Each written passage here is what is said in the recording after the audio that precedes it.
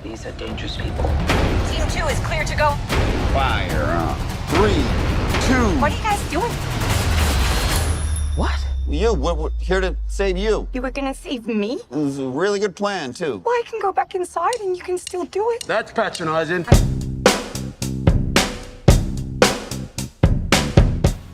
Hi and welcome back to Easily Agreeable Reviews. Want to watch a review free of criticism?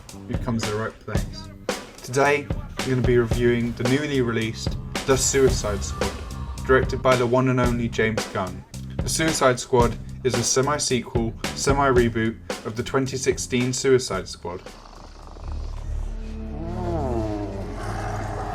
But if you're going into this movie completely fresh, I wouldn't even bother watching the 2016 version, because this movie is an almost exponential jump up in quality, and every character that was in that first movie gets a much better arc here, on top of adding a lot of unique and interesting characters on its own. Like every other James Gunn movie, that's the thing that shines through the most, how good his character writing is. No matter how large the spectacle gets, there's still so much heart in every character, whether that be in the lovable King Shark, or even just a rat. Speaking of, the biggest surprise for me in this movie was Ratcatcher. I thought she'd be a joke character, but I really cared for her. In fact, I cared for them all, even Polka Dot Man. But at the same time, Gunn knows how ridiculous the whole thing is. Ratatouille, what do you got? Bird. Now it. Stay off the comp. The movie is as much a comedy as it is an action movie, but you'll probably enjoy this most if you have a morbid sense of humour.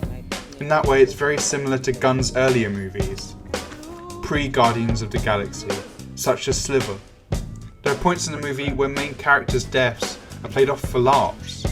Another thing that makes this movie unique among the sea of superhero films, I really thought any of the main cast could go at any second, regardless of how important the character was to the plot, regardless of how popular the character was, regardless of whether they'd been in another movie.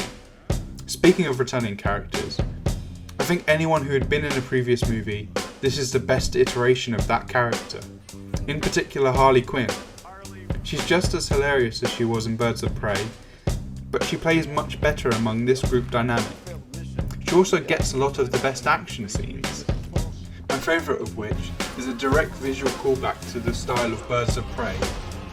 But all of the action scenes are great.